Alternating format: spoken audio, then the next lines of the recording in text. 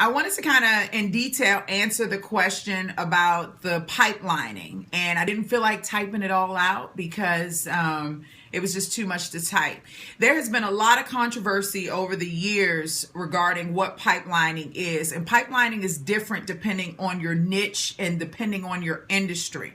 So if you're in the commercial space and you're talking about candidate pipelining, then pipelining basically means that you're getting together a group of candidates who are readily available to work on a position, right? So that's what it means. So, which is kind of unrealistic, but in the commercial space, it is very realistic. But when you're talking about the professional solutions space, when you're talking about doctors, lawyers, IT professionals, different things like that, then pipelining becomes very different because those candidates are not necessarily going to be readily available. Pipelining then becomes very different. It's very much so a different process. At that point, pipelining is really reaching out to candidates that may or may not be available, but understanding what they're looking for and putting them in a specific subset or a specific group. Now, and to give more detail to that, when you start talking about pipelining your candidates, understand that everyone is not going to fit into a pipeline because you really only want to pipeline your most exceptional candidates, which we typically consider to be like your passive candidates, right? But that's only in the professional solutions space. And on the commercial space, you can pipeline hundreds and thousands of candidates and you can screen them and make sure that they're ready because it's typically a higher turnover, right? So people are coming in and out, they're going in and out. But in the professional solutions space, it's not like that. There is very little turnover.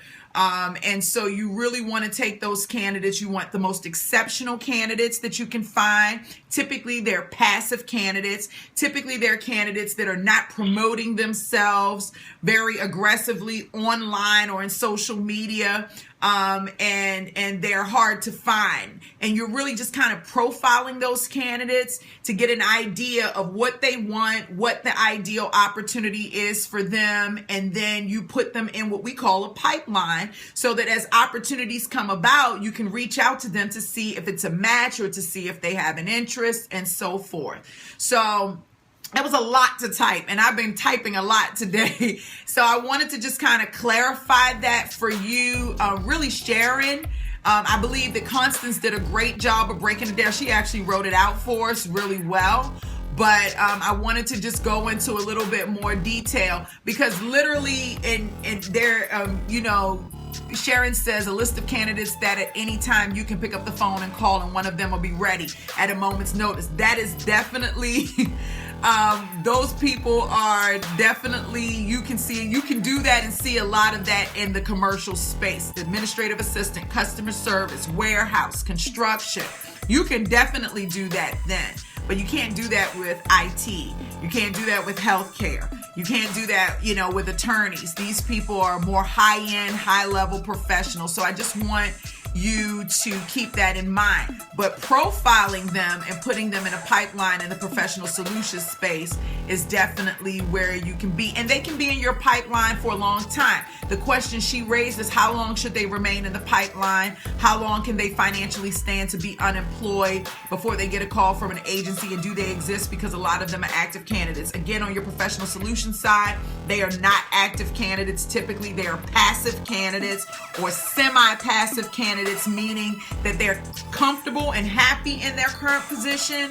However, they are open to a new opportunity if presented with the right type of opportunity when needed. So I hope that was somewhat helpful, Sharon, and I hope that made sense. Constance, thank you so much for responding and clarifying, and I'll be more than happy to answer any more questions regarding pipelining. I look forward to answering those questions. Y'all have a great day. Bye.